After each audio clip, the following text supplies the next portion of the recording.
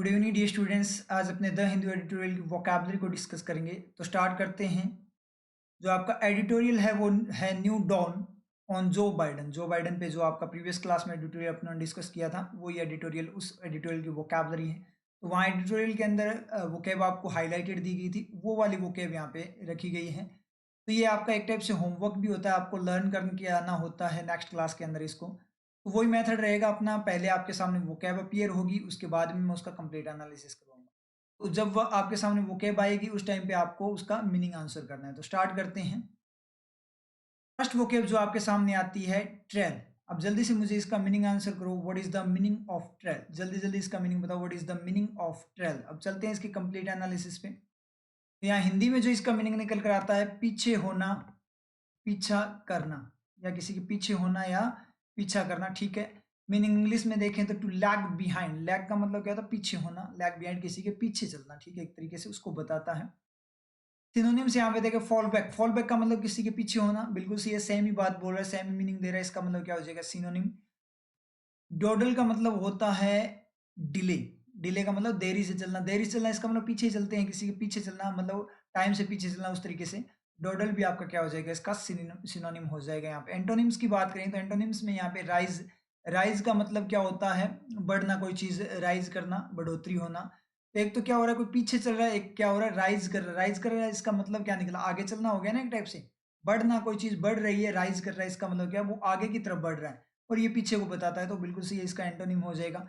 Lead. Lead का मतलब नेतृत्व करना या आगे चलना। तो अग्रसर होना, तो पीछे चलना, और आगे चलना तो क्या हो जाएंगे? बिल्कुल अपोजिट हो जाएंगे, तो एंटोनिम हो जाएगा। तो यूजेज यहाँ पे देखें, ही वॉज फॉलोइंग, वो फॉलो कर रहा था ए ट्रेल। एक ट्रेल को, एक रास्ते को। पद चिन्ह भी होते हैं। ट्रेल का मतलब रास्ता भी होता है, ट्रेल का मतलब पद चिन्ह भी होते हैं। तो पद चिन्ह का मतलब क्या होता है? पैरों को जो फॉलो करते हैं, पद चिन्ह किसी के पैरों के निशान बने हुए हैं, तो वो भी एक क्या होता है? ट्रेल ही होता है। मतलब उसमें भी अपने क्या करते हैं? पीछे ही चलते हैं। रास्ता होता है वो किसी का बनाया होता है, उसके अंदर भी अपने क्या होते हैं? पीछे चलते हैं। तो ट्रेल पाथ को भी बताता है। थ्रू द ट्रीज, पेड़ों के थ्रू, पेड़ों के बीच से होता हुआ जो ट्रेल था, या फिर पेड़ों के बीच से होते हुए जो पैर के निशान थे, उनको वो क्या कर रहा था? फॉलो कर रहा था। ठीक है, बिल्कुल सही है। एडिटोरियल में अगर अपने देखें तो एडिटोरियल में जो सेंटेंस था वो था आफ्टर ट्रेलिंग। ट्रेलिंग के बाद, बट स्टेडली क्लोजिंग, लेकिन लगातार निरंतर क्लोजिंग करते हुए। इस तरीके से आपका सेंटेंस था। सेंटेंस यहाँ पे आपको कंप्लीट नहीं मिलेगा, क्योंकि इस कंप्लीट सेंटेंस के लिए आपको एडिटोरियल को गो थ्रू करना पड़ेगा। तो ये जो मैंने सेंटेंस लिया है वो ये लिया है कि एडिटोरियल में ये सेंटेंस कैसे दिया गया है। ठीक है, तो वहाँ एडिटोरियल को आप गो थ्रू करो, वहाँ पे आपको ये ट्रेलिंग जो है वो हाईलाइटेड फॉर्म में दिख जाएगा, सेम ऐसे ही कलर के अंदर दिखाई देगा। वहां से आप कंप्लीट सेंटेंस को देख लेना। ठीक है, क्लियर है। अब चलते हैं इसके पिक्चर एनालिसिस पे। पिक्चर एनालिसिस में यहाँ पे अपने देखें तो पिक्चर के अंदर यहाँ पे कोई पर्सन दिखाई दे रहा है अपने को। ठीक है, ये पर्सन दिखाई दे रहा है और ये ट्रेन है। तो ट्रेन के पीछे क्या कर रहा है? दौड़ रहा है। तो ट्रेलिंग द ट्रेन हो रही है यहाँ पे। तो आप कई बार आप कहीं पे जाते हो, अभी तो ट्रेन वगैरह क्या है, बंद है कोरोना के कारण। ठीक है, मतलब वैसे चल रही है पर इतनी ज़्यादा नहीं चल रही ट्रेन वगैरह।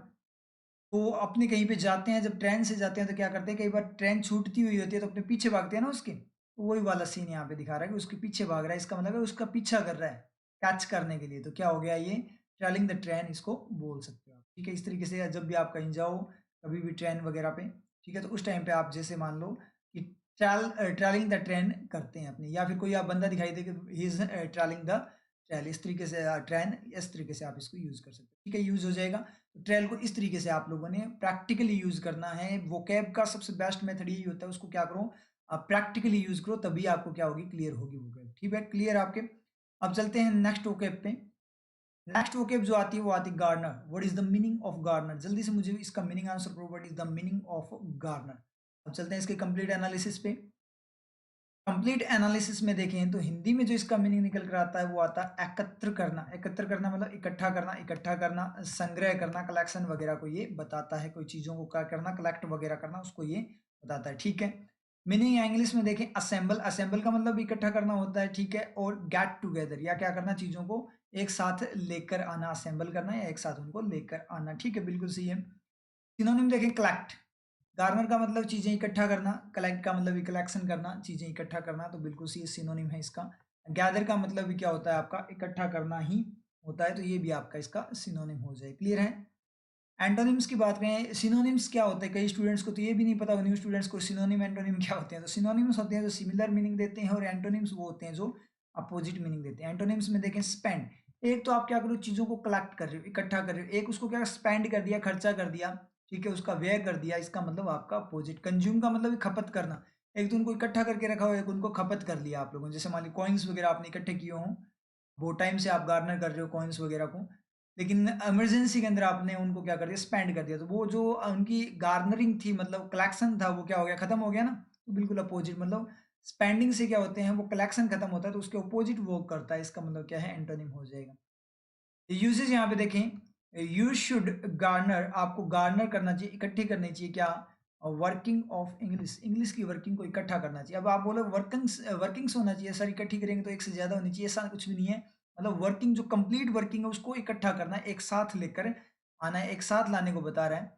देन इसके बजाय रूल्स, रूल की बजाय आपको क्या करना है, इंग्लिश की वर्किंग पे फोकस करना है, उसको गार्नर करना है, ये बता रहा है। If you want get succeed, अगर आप सक्सीड होना यानी सक्सेसफुल होना चाहते हो, सफलता प्राप्त करना चाहते हो, तो आपको क्या करना पड़ेगा, एग्जाम वगैरह के अंदर या फिर इंग्लिश लर्न करने के लिए आपको क्या करना पड़ेगा, इंग्लिश की वर्किंग को गार्नर करना पड़ेगा। देन रूल्स, रूल्स को इकट्ठा नहीं करना आप लोगों ने, आपने क्या करना है, इंग्लिश की वर्किंग को गार्नर करना, उसको इकट्ठा करना है, मतलब इंग्लिश की वर्किंग पे फोकस करना है आपको, रूल्स पे नहीं करना। और मैं बता दूं स्टूडेंट्स को, अभी मैं वापस से बता देता हूँ, जैसे मेरे स्टूडेंट्स हैं उनको तो पता है, जो न्यू स्टूडेंट्स हैं उनको बता दूं मैं, रूल्स रियल में नहीं होते, इंग्लिश में सीरियसली रूल्स नहीं होते।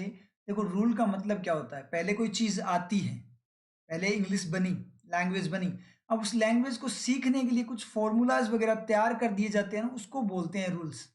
तो इंग्लिश क्या है, लैंग्वेज है, तो रूल्स नहीं होते, आप रूल्स रटोगे तो आपके रूल्स फेल होते हैं, आप चेक कर लेना। चाहिए किसी स्टूडेंट ने मुझे पूछा था कल वाली क्लास में कि सर टू के बाद में एन आ सकता है क्या, आ सकता है, क्यों नहीं आ सकता। कि सर हमने क्विज देखी थी, उस क्विज के अंदर क्या हुआ था, उसमें लिखा हुआ था कि टू के बाद, मतलब उन्होंने वहां पे एरर दी थी कि मॉडल के बाद में एन नहीं आता, टू के बाद में एन नहीं आएगा।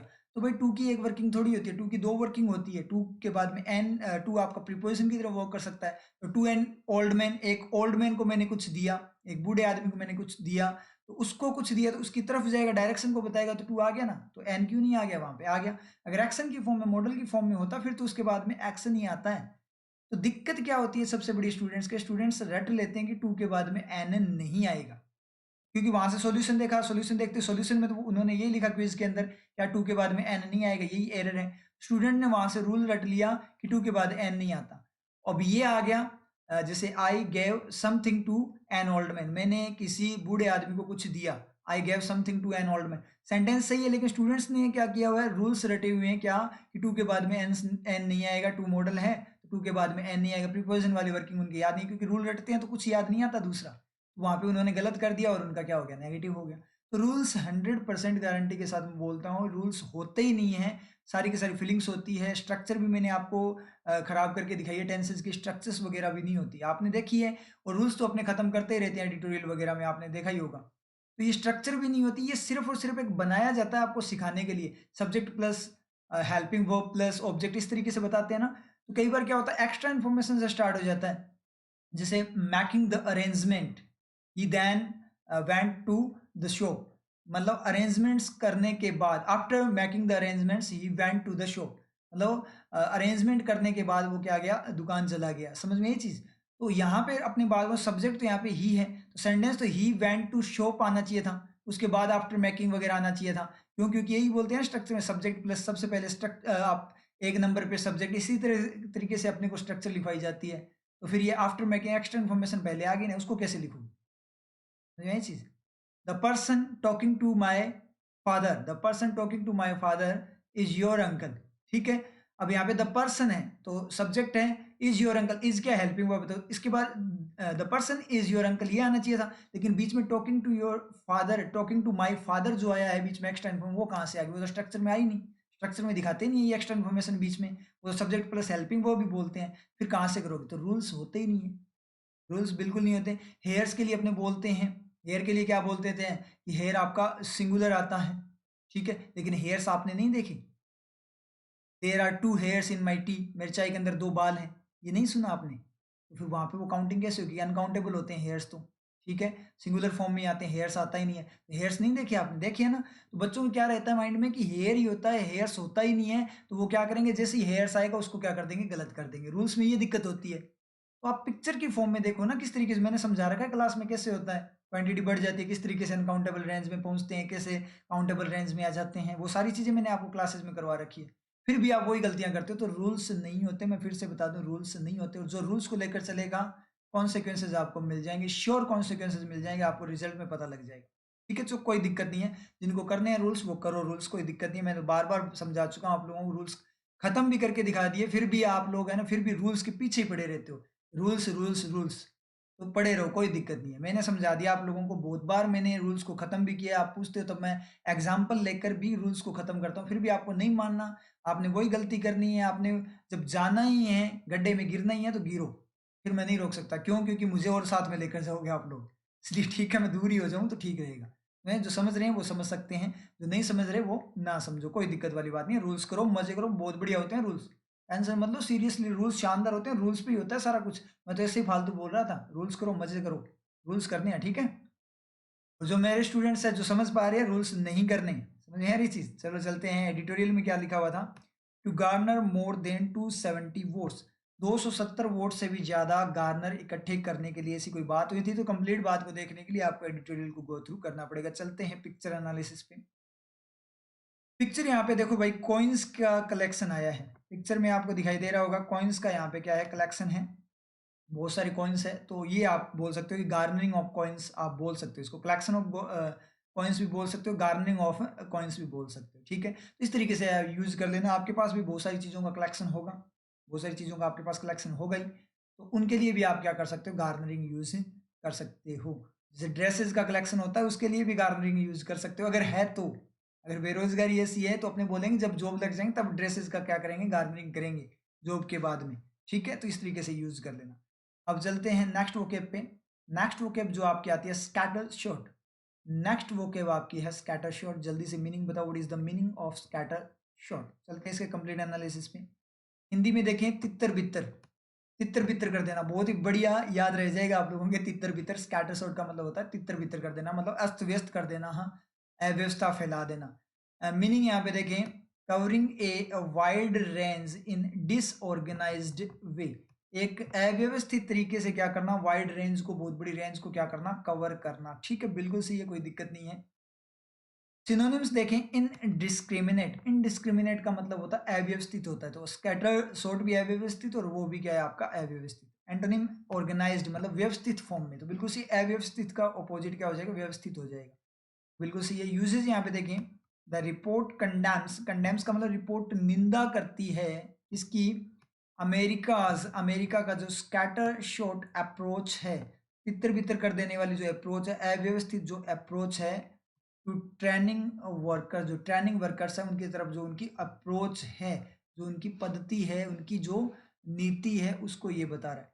अब यहाँ पे एक बात करें सर, टू के बाद में आईएनजी आ गया, टू के बाद में, अब ये भी एक रूल्स होता है, मतलब बहुत सारे रूल्स में बताते हैं आप लोगों को, क्या, टू के बाद में वी1 ही आता है। टू ट्रेन वर्कर्स होना चाहिए था सर, गलत हो गया, समझ गए चीज। अब यहाँ से मैं चीज करवाऊंगा आपको, टू के बाद में आईएनजी कब आता है, टू के बाद वी1 कब आता है, और चेक कैसे करना होता है, वो चीज भी मैं बता देता हूँ थोड़ी सी आपको। यहाँ पे गड़बड़ हो जाती है स्टूडेंट्स के, टू ट्रेन वर्कर ये सेंटेंस में आ जाता है ना, तो आप गलत करते हैं, टू ट्रेन वर्कर्स, समझ गए चीज। तो जब भी आईएनजी आए तो एक बार आप आईएनजी को देखा करो, क्योंकि जब आईएनजी आएगा इसका मतलब देखो, टू एज ए मॉडल होगा तो वी1 ही आएगा। टू एज ए प्रीपोजिशन होगा ना तब कुछ और आ सकता है। Action, to as a model होगा तो एक्शन ही आएगा। तो यहाँ पे टू ट्रेन होता है, तो इसका मतलब क्या होता है, रिपोर्ट ने अमेरिका का जो अप्रोच है, क्या करने के लिए, वर्कर्स को ट्रेन करने के लिए जो उनकी अप्रोच है, वर्कर्स की ट्रेनिंग करवाने के लिए जो अप्रोच है, उसकी निंदा की। ठीक है, सही जा रहा है, कोई दिक्कत नहीं है। लेकिन ट्रेनिंग वर्कर का मतलब ट्रेनिंग करने वाले जो वर्कर हैं, तो एडजेक्टिव बन जाएगा ट्रेनिंग यहाँ पे। ट्रेनिंग करने वाले जो वर्कर है, या जो ट्रेनिंग वर्कर्स को ट्रेन करने की जो एक्टिविटी है, वर्कर्स को जो ट्रेन करने की जो एक्टिविटी है, उसकी तरफ उनकी क्या अप्रोच है, क्या मेथड है, नई चीज। जो वर्कर्स की जो ट्रेनिंग चल रही है ना, उसकी तरफ वो कौन सा मेथड यूज करते हैं, तो डायरेक्शन को बता रहा है, कोई दिक्कत वाली बात नहीं है। ट्रेनिंग मतलब जो वर्कर्स की जो ट्रेनिंग होती है उसकी तरफ उनकी क्या अप्रोच है, मतलब उनकी सोच क्या है। Thinking to training workers, workers की जो ट्रेनिंग होती है, कहीं पे भी होती है, यहाँ पे ओनली अमेरिका का नहीं रहेगा ये एक्शन, इस पे यूनिवर्सल एक्शन बन जाएगा एक टाइप से जेरेंट फॉर्म में। मतलब वर्कर्स की जो ट्रेनिंग होती है कहीं पे भी होती है, इंडिया में कहीं पे भी, मतलब ऑल वर्ल्ड में कहीं पे भी जो वर्कर्स की ट्रेनिंग होती है उसकी तरफ उनकी क्या थिंकिंग है, उनकी क्या अप्रोच है, किस तरीके से वो ट्रेनिंग करवाते हैं। मतलब दुनिया भर में जो वर्कर्स की ट्रेनिंग का जो एक्शन होता है उसकी तरफ अमेरिका की क्या अप्रोच है, इंडिया की क्या अप्रोच है, चाइना की क्या अप्रोच है, इस तरीके से बता रहा है उसकी तरफ। तो उसकी तरफ अमेरिका कैसे मतलब मेथड यूज करता है, उसकी तरफ इंडिया कैसे स्टेप्स लेता है, तो उस चीज को बता रहा है। तो ट्रेनिंग यहाँ गलत नहीं है। तो आप आईएनजी को इस तरीके से देखना, आपको यूनिवर्सल एक्शन बनाकर फिर डायरेक्शन लेकर देखना, अगर वहां पे वो मीनिंग दे पाए तो सही है, नहीं तो क्या है, बिल्कुल गलत हो जाएगा। जैसे मैं बात करूं, I went to the class, I went to the class to teaching, तो मैं क्लास में गया, टीचिंग की तरफ जो पढ़ाने की एक्टिविटी चल रही है, देखना यूनिवर्सल जो पढ़ाने की जो एक्टिविटी है, जो पढ़ाने का काम होता है, उस काम की तरफ जाऊंगा क्या मैं क्लास में, या पढ़ाने का एक्शन करने जाऊंगा, बताना आप। मैं पढ़ाने का जो काम चल रहा है, पढ़ाने का जो काम होता है उसकी तरफ जाऊंगा, या खुद पढ़ाने जाऊंगा, खुद ही जाऊंगा ना पढ़ाने के लिए, जो मतलब पढ़ाने का एक्शन करने जाऊंगा। और जैसे ही एक्शन आएगा मेरा एक्शन बन गया, और मेरा एक्शन बनते ही क्या हो जाए, 2+V1 आ जाएगा, टू टीच आ जाएगा। समझ में ये चीज? ठीक है। जैसे मान लीजिए मैं ऐसे बोलूं कि after graduation I move to teaching, मैं ग्रेजुएशन के बाद अब मूव टू टीच नहीं होगा, यहाँ टीचिंग होगा, क्योंकि मैं ग्रेजुएशन कंप्लीट करने के बाद पढ़ाने का एक्शन करने के लिए मूव किया मैंने, मतलब चेंजेस किए, नहीं होगा। पढ़ाने का एक्शन तो करने गया, लेकिन मैंने टीचिंग का जो फील्ड है ना उसकी तरफ मूव किया, मतलब ग्रेजुएशन कॉलेज स्टूडेंट से मैं क्या हुआ, टीचिंग के फील्ड में मूव कर गया, तो टीचिंग के फील्ड की तरफ गया मैं, डायरेक्शन को बता रहा है। तो टू टीचिंग आपका बिल्कुल सही, समझ में आया? इस तरीके से ये आपका सही जाता है। जैसे मान लीजिए he gave first priority to playing cricket, उसने पहली प्रायोरिटी जो दी वो किसको दी, क्रिकेट खेलने को दी, क्रिकेट खेलने की जो एक्टिविटी उसको दी, उसकी तरफ जा रहा है, क्रिकेट खेलने की एक्टिविटी की तरफ जा रहा है। तो टू आपका प्रीपोजिशन, प्रीपोजिशन में आते ही वो आपका आईएनजी बन जाएगा अपने आप, क्योंकि वी1 नहीं आएगा। टू प्ले क्रिकेट नहीं होगा कि मैंने पहली प्राथमिकता दी क्रिकेट खेलने के लिए, क्रिकेट खेलने के लिए कि मैं क्रिकेट खेलना चाहता था इसलिए मैंने प्राथमिकता दे दी। या टू स्विमिंग, टू स्विम होगा क्या कि मैंने पहली first rank the, first rank to swimming, मतलब किसी ने पूछा कि आपको सबसे अच्छा कौन सा लगता है गेमिंग में, तो अपनी बात करें तो I gave first rank to swimming, तो मैंने पहली रैंक दी क्या करने, टू स्विम होगा क्या, तैरने के लिए, कि क्या है पहली रैंक रैंक दे दी भाई मैंने और कूद गया पानी के अंदर, ऐसे नहीं होगा। स्विमिंग की जो एक्टिविटी होती है उसको दी, समझ में आई चीज? तो इस तरीके से आपका टू आईएनजी वगैरह होता है, और ये मैक्सिमम स्टूडेंट्स गलत करते हैं, और रूल्स वाले स्टूडेंट्स तो इसको 100% गलत करते हैं, क्योंकि उनको जैसे ही टू दिखा उसको वी1 दिखेगा साथ साथ, तो ये बिल्कुल गलत हो जाएगा। तो इसलिए अब देख लो रूल्स फिर से गलत करवा दिया मैंने, तो बस यही चीज रूल गया ना, फिर भी करना है तो करते रहो, कोई दिक्कत वाली बात नहीं है। एडिटोरियल में देखते हैं, from the scatter shot legal action, जो आपका स्कैटर शॉट लीगल एक्शन था ना ऑर्गेनाइज्ड फेम में, उस की बात हुई थी जो ट्रम्प के द्वारा लिया गया था, ऐसा कुछ था। तो आप कंप्लीट सेंटेंस को आपको देखने के लिए आपको एडिटोरियल गो थ्रू करना पड़ेगा। स्टार्ट करते हैं, पिक्चर एनालिसिस को देखते हैं। यहाँ पे जो पिक्चर आ रही है वो क्या आ रही है इसका, यहाँ पे इसने सिमिलर वर्ड्स बताए हैं, मतलब सिनोनिम्स बताए हैं इसने भी। यहाँ पे हैप्जर्ड हो गया, मतलब दुविधापूर्ण, random, indiscriminate, unsystematic, undiscriminate, discriminating, aimless, careless, slapdash, chaotic, disorganised, ये सारे के सारे क्या हो गए आपके इसके सिनोनिम हो जाएंगे। ठीक है। स्कैटर शॉट को यूज कर लोगे आप कि मान लो बहुत ज्यादा भीड़ लगी हुई कहीं पे, तो एकदम से कि क्या किया जाए कि ये स्कैटर शॉट हो जाए, यहाँ पे इस तरीके से यूज करते हैं कई बार भीड़ को। जब क्या किया जाए, पुलिस वगैरह आ जाती है तो भीड़ क्या हो जाती है, एकदम से स्कैटर शॉट हो जाती है, इस तरीके से आप इसको यूज कर सकते हैं। ठीक है, चलते हैं नेक्स्ट वोकेब पे। नेक्स्ट वोकेब बात की आती है whopping. What is the meaning of whopping, what is the meaning of whopping, जल्दी से मीनिंग आंसर करो। चलते हैं इसके कंप्लीट एनालिसिस पे। वॉपिंग का मतलब होता है बहुत ज्यादा, भारी, बहुत बड़ा, इसको बताता है। मीनिंग यहाँ पे देखें वेरी लार्ज, बहुत बड़ा, उसको बताता है मीनिंग। सिनोनिम्स में देखें मैसिव, मैसिव का मतलब बहुत बड़ा, इनॉर्मस का मतलब भी बहुत ज्यादा को बताता है, तो सिनोनिम सेम मीनिंग देते हैं। एंटोनिम्स टाइनी, टाइनी का मतलब छोटा। एक तो वॉपिंग का मतलब बहुत ज्यादा बहुत बड़ा, टाइनी का मतलब बिल्कुल थोड़ा सा सूक्ष्म, और स्मॉल का मतलब भी थोड़ा छोटा, उसको बताता है। एक ज्यादा एक कम को बता रहा है, तो बिल्कुल सी एंटोनिम है उसका।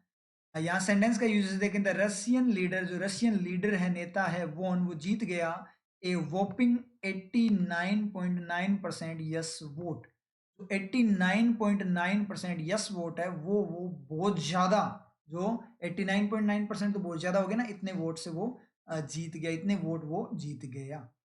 एडिटोरियल में बात करें तो यहाँ पे मोर देन ए वॉपिंग 73 मिलियन, मतलब 73 मिलियन से भी ज़्यादा, एक बहुत ज़्यादा 73 मिलियन का जो वॉपिंग है, वॉपिंग का मतलब जो बहुत ज़्यादा मात्रा है, उससे भी ज़्यादा की बात ये यहाँ पे कर रहा है। तो एडिटोरियल को गो थ्रू कर लेना कंप्लीट सेंटेंस की। स्टार्ट करते हैं इसका पिक्चर एनालिसिस। पिक्चर यहाँ पे मस्त आई है, ठीक है, लार टपकने लगी बहुत सारों की। तो यहाँ पे बर्गर दिखाई दे रहा है, और कैसा बर्गर है, वॉपिंग बर्गर है। तो आपने ऑर्डर करवाया होगा, एक छोटे मोटे बर्गर होते हैं, ठीक है। ये ऑर्डर जो स्टूडेंट्स जो सिलेक्ट हो चुके हैं, जिनको जॉब मिल चुकी है, वो वॉपिंग बर्गर ऑर्डर करवाते हैं। और अपने वाले जो बेरोजगार अपने, वो लोग क्या करते हैं, महीने में एक बार बर्गर खा कर आते हैं, वो भी कौन सा 10 रुपए वाला, वो छोटा सा होता है ना, वो वाला खा कर आते हैं अपने। तो ये वॉपिंग बर्गर है, ठीक है। तो इस तरीके से आप यूज़ कर सकते हो कि जब हम सेलेक्ट हो जाएंगे तो सारी चीज़ें वोपिंग में ही आएगी हमारी, बर्गर भी वोपिंग में आएंगे, ड्रेसेस भी वोपिंग फॉर्म में आएगी, ठीक है। इस तरीके से आप यूज़ कर सकते हो। अब बोल सकते हैं कि बेरोजगार है तो वोपिंग का तो आसपास मतलब जब तक बेरोजगार है तब तक वोपिंग जो है वो हमारी डिक्शनरी में ही नहीं है, ठीक है। ये वर्ड हमारी डिक्शनरी में नहीं है। हाँ, वैसे डिक्शनरी में हो सकता है कि स्ट्रेस की वोपिंग हो सकती है, और ताने जो दिए जाते हैं किसके द्वारा, रिलेटिव्स के द्वारा, उनकी वोपिंग हो सकती है। इस तरीके से यूज कर लेना कि अभी हम बेरोजगार हैं, इसलिए रिलेटिव्स के जो ताने हैं उनकी वोपिंग है, और जब जॉब लग जाएगी तो रिलेटिव्स की तरफ से जो बढ़ाई है उनकी वोपिंग हो जाएगी। इस तरीके से आप इसको यूज कर सकते हैं, ठीक है। अब चलते हैं नेक्स्ट वोकेब पे। नेक्स्ट वोकेब जो आपकी आती है denouement. What is the meaning of denouement? जल्दी से मुझे इसका मीनिंग आंसर करो, what is the meaning of denouement. चलते हैं इसके कंप्लीट एनालिसिस पे। इसका जो मीनिंग निकल कर आता है हिंदी में, समाप्ति, अंतिम परिणाम, ठीक है, सुलझाव। सुलझाव का मतलब रिजोल्यूशन, लास्ट में जो कंक्लूजन निकलता है किसी चीज का, उसका सॉल्यूशन की फॉर्म में, उसको बताता है। मीनिंग यहाँ पे देखिए, outcome of a complex sequence of events, मतलब जो सीक्वेंस है इवेंट्स का, अब लगातार जो इवेंट्स हो रहे हैं कॉम्प्लेक्स जटिल फॉर्म में, ठीक है, उनके आउटकम को बताता है, मतलब अंतिम जो परिणाम है उनका रिजल्ट है उसको बताता है। सिनोनिम्स देखें, कॉन्क्लूजन, ठीक है, अंतिम परिणाम, क्लाइमैक्स भी आपका अंतिम परिणाम, लास्ट का जो सीन होता है उसको बताता है, लास्ट के सीन को डिनोमेंट बोलते हैं। एंटोनिम्स यहाँ पे देखें तो क्या हो जाएगा, स्टार्ट हो गया, बिगिनिंग हो गया। एक तो आप एंडिंग को बता रहे हो, एक आप स्टार्ट या बिगिनिंग को बता रहे हो, तो इसका एंटोनिम हो जाएगा, ठीक है, क्लियर है। अब यूजेस यहाँ पे देखें, सेंटेंस में the film had good denouement, film का जो डिनोमेंट था, मतलब क्लाइमेक्स था, वो बहुत अच्छा था। इस तरीके से यहाँ अच्छा क्लाइमेक्स था, इस बात को बताता है। तो आप मूवी वगैरह जब देखते हो तो आप बोल सकते हो इसका क्लाइमेक्स कैसा है, मतलब क्लाइमेक्स को आप बोल सकते हो डिनोमेंट इसका कैसा है, बैड है या गुड है। इस तरीके से आप इसको यूज कर सकते हो। आगे बात करें एडिटोरियल में, द नेल बाइटिंग डिनोमेंट, जो नेल बाइटिंग डिनोमेंट है, सरप्राइज करने वाला, सस्पेंस वाला डिनोमेंट है, उसकी बात हुई थी। तो वो आप एडिटोरियल को गो थ्रू कर लेना कंप्लीट सेंटेंस के लिए। अब आप इसको यूज करोगे तो क्या है, हम मेहनत कर रहे हैं, ईमानदारी के साथ मेहनत कर रहे हैं, तो हमारा जो डिनोमेंट होगा, जो हमारी मेहनत चल रही है, मतलब जो हमारी प्रिपरेशन चल रही है एग्जाम की, उसका डिनोमेंट हमारा अच्छा होगा। इस तरीके से आप इसको क्या कर सकते हो, यूज कर सकते हो। चलते हैं नेक्स्ट वोकेब पे। नेक्स्ट वोकेब नहीं, उससे पहले पिक्चर एनालिसिस देख लेते हैं इसका। पिक्चर यहाँ पे आता है, क्यूट आता है, बड़ा ही मस्त वाला। क्या बोल रहा है ये क्यूट, देख लेते हैं। Focus on the denouement of the purpose of life, बहुत ही शानदार, कि आपकी जो लाइफ का जो पर्पज है, कि एम क्या है आपकी लाइफ का, क्यों आप पैदा हुए, उसके डिनोमेंट जो क्लाइमैक्स है उस पर आप क्या करो, फोकस करो, and act on the narrative, और काम किस पे करो, नैरेटिव मतलब वर्ड, नैरेटिव का मतलब कंप्लीट, ठीक है, कंप्लीशन, पूरा कंप्लीट बात को बताएगा। तो ये बोल रहा है कि देखो, कंप्लीट का मतलब पूरी मूवी की बात कर रहा है, नैरेटिव का मतलब पूरी मूवी की बात कर, डिनोमेंट का मतलब उसके क्लाइमेक्स। तो लाइफ के अकॉर्डिंग, लाइफ एक मूवी की तरह अगर लेकर चलें तो, कि आपको क्या करना है, लाइफ का आपका पर्पस क्या है, आप इस दुनिया में क्या, किस लिए आए, क्यों आए। वैसे तो एक बात है ये, जब आपको पता लग जाए, किसी भी पर्सन को अगर पता लग जाए कि मैं इस दुनिया में क्यों आया, इस क्यों का अगर आपको आंसर मिल जाए ना, तो आपकी लाइफ सक्सेसफुल हो जाती है। आपको क्यों का आंसर मिल जाए, जिस तरीके से अपने पढ़ते हैं तो अपने ऐसे होता है, कोई भी मान लीजिए एडिटोरियल वगैरह आपने पढ़ा, उसके अंदर ऐसे होता है कि ये चीज़ ऐसे क्यों आई, अगर उस क्यों का आंसर मिल जाए तो आपको वो समझ में आ जाए, वो वाला सेंटेंस भी समझ में आ जाए, वो पूरी बात समझ में आ जाए, समझ में आए चीज, वर्किंग समझ में आ जाए कि क्यों आया ये ऐसे, ठीक है। इसी तरीके से लाइफ का फंडा होता है कि आपको अगर पता लग जाए कि मैं इस दुनिया में क्यों आया, क्या मकसद था मेरा इस दुनिया में प्रकट होने का, ठीक है, अवतरित होने का, मैंने अवतरण क्यों लिया इस दुनिया में, अवतार क्यों हुआ मेरा, ठीक है। क्योंकि बहुत सारी तो क्या होती है क्या होती है, झालर होती है, ठीक है।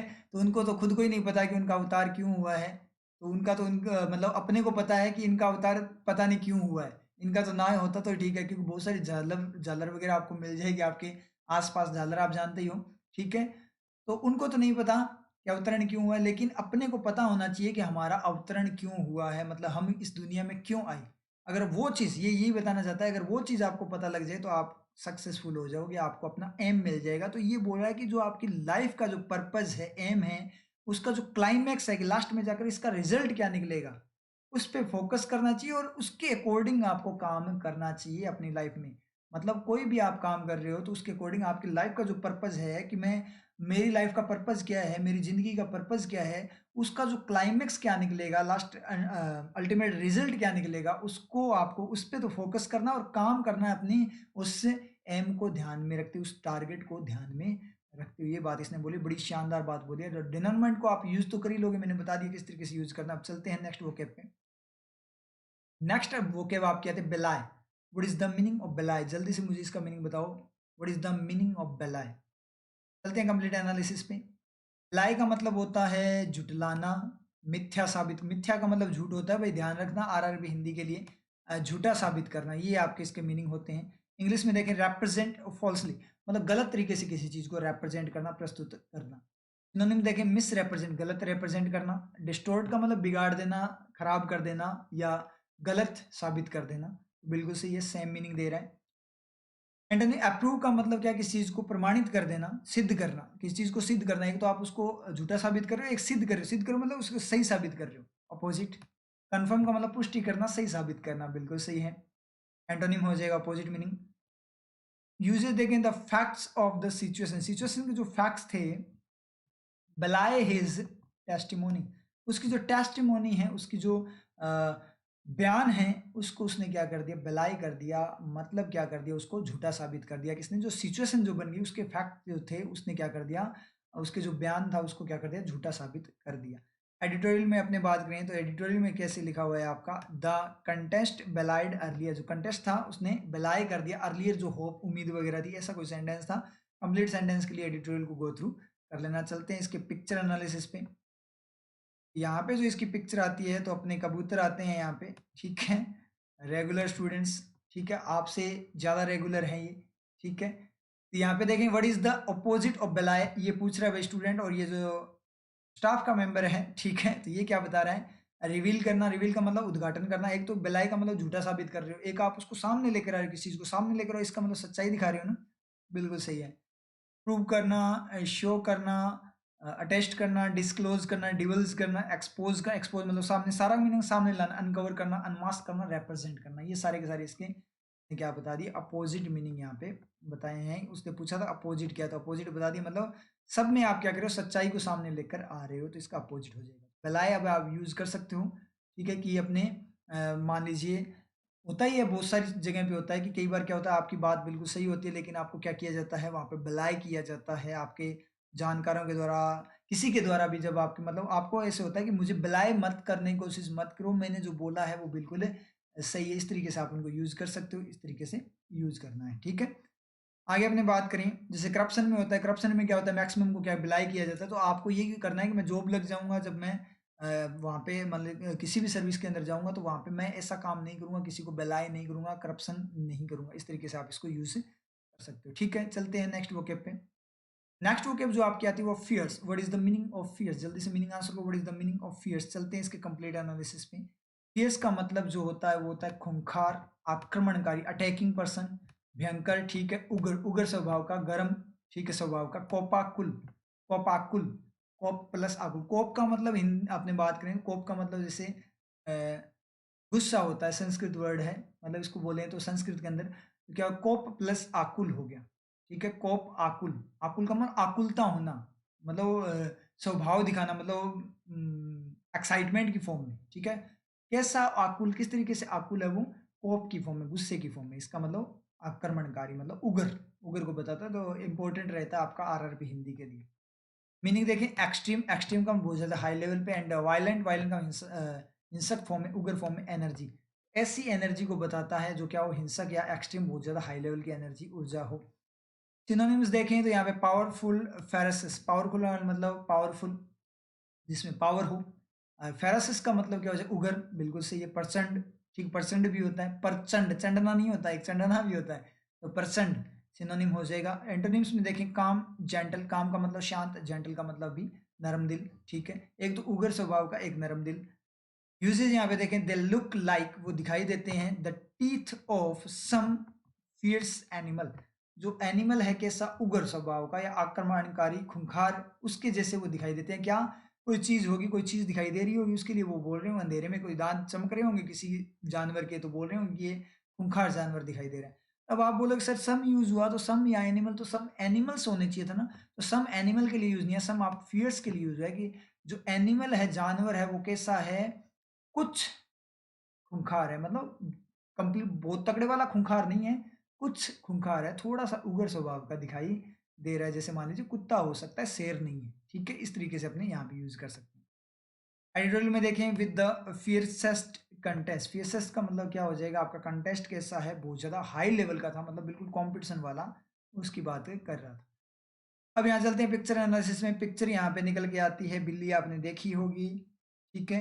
तो बिल्ली कई बार ऐसे करती है ना, तो आप उसको बोल सकते हो कि ये फियर्स फॉर्म में आ चुकी है बिल्ली। वैसे जब गुर्राती है तो आप बोल सकते हो ये क्या आ चुकी है, फियर्स फॉर्म में आ चुकी है। इस तरीके से आप इसको यूज कर सकते हो। तो कई बार क्या होता है, कोई बंदा भी आपका क्या होता है, मतलब कोई भी पर्सन है, वो क्या करता है, एकदम से गुस्सा होता है, ठीक है, वो भी गुर्राता ही है, तो आप उसको बोल सकते हो फियर्स मोड में क्यों आ रहा है भाई, फियर्स मोड में मत आ, कोई दिक्कत वाली बात नहीं है, चिल मार चिल थोड़ा सा, ठीक है। इस तरीके से आप इसको क्या कर सकते हो, यूज कर सकते हो, ठीक है। तो वोकेब को इस तरीके से तैयार किया जाता है। किस तरीके से तैयार किया जाता है, जिस तरीके से तैयार किया जाता है उसी तरीके से तैयार किया जाता है। मतलब क्या निकला, वोकेब को प्रैक्टिकल फॉर्म में तैयार करना पड़ेगा, यूज करके आपको तैयार कर, जैसे यूज वर्ड में यूज कर रहा हूँ ना, तो अपने प्रयोग तो नहीं बोल रहे ना, यूज बोल रहे हैं। तो इस तरीके से आपको लाइफ के अंदर क्या करना पड़ेगा, इन वर्ड्स को यूज करना पड़ेगा, तो आपकी वोकेब बनेगी। और एक चीज मैं और बता दूं आप लोगों को, आप इंग्लिश बोलते हो तो आपका इंप्रेशन ज़्यादा जाता है, ठीक है। लेकिन आप जहाँ ऐसी जगह पे बोल रहे हो जहाँ पे हिंदी है, हिंदी बोल रहे हैं सारे, या फिर कोई भी आपके लोकल लैंग्वेज बोल रहे हैं, तो वहाँ पे जब आप इंग्लिश के वर्ड्स यूज़ करते हो, शानदार वाले जब वर्ड्स यूज़ करते हो, तो आपका इंप्रेशन बहुत तगड़े वाला जाता है। सोचने वाली समझ पा रहे हो ना, आप करके देख लेना, ठीक है। वैसे बोल भी देते हैं अंग्रेज ना बन ठीक है, वो चीज़ तो हो जाती है, लेकिन हाँ वो वैसे बोल देते हैं कि अंग्रेज ना बन ज़्यादा, लेकिन अंदर से उनके ये होता है कि यार शान, मतलब इंग्लिश शानदार आती है यार। फिर भी आपके अब ऐसे बोलने को बोल देते हैं परिवार वाले, कोई भी बोल देता है कि ज़्यादा अंग्रेज ना बन, ठीक है। लेकिन जब भी कभी कहीं पे बात आती है ना, तो ऐसे बोलते हैं कि यार उस बंदे को नॉलेज है, मतलब वो मतलब एजुकेटेड फॉर्म में अपने बोलते हैं कि मतलब शानदार यार, मतलब इतना ज़्यादा कुछ ना आता हो, फिर भी अगर थोड़ी सी इंग्लिश बोलते हैं ना, अपने वर्ड्स बोलते हैं, तो वो यही बोलते हैं कि यार इंटेलिजेंट है। इतने से ही इंटेलिजेंट बन जाते हैं, चाहे डफर हो एक नंबर का, समझ आ रही चीज। ऐसे बोल देते हैं कि इंटेलिजेंट है यार, कि इंग्लिश के वर्ड्स बोलता है, मतलब हाई लेवल पे पढ़ा हुआ है, इस तरीके से इंप्रेशन यही जाता है। आप देख लेना, चाहे आपको पता ही है।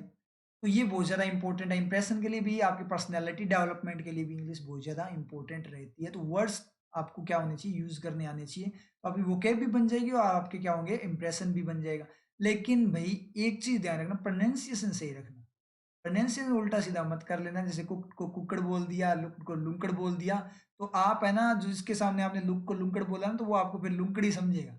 वैसे तो प्रोनाउंसिएशन पे आप क्या करना, थोड़ा सा वर्क करना। तो इस तरीके से आपको क्या करनी है, वोकेब करनी है, तो यूज करो ज़्यादा से ज़्यादा, आपकी वोकेब याद है हो जाएगी। और रिवाइज कर लेना कंप्लीट, जितनी भी वोकेब अपनों ने अब तक कर ली, तो वोकेब करते रहो, बन जाए, कोई दिक्कत नहीं। और मैक्सिमम वोकेब आपको एग्जाम में मिल जाएगी। अब अगर मेंस का आप एग्जाम देख रहे थे, तो बहुत सारी वोकेब वहाँ पे जो अपनों ने कर रखी है वीडियोज के अंदर, वो वोकेब वहाँ पे बहुत ज़्यादा देखने को मिली थी, समझ आए चीज़। तो वोकेब पे थोड़ा फोकस किया करो, ठीक है। और तरीका आपको मैंने बताई दिया, इस तरीके से करना, तो रिवाइज कर लेना क्लासेस को, ठीक है। ठीक है, फिर मिलते हैं नेक्स्ट क्लास में।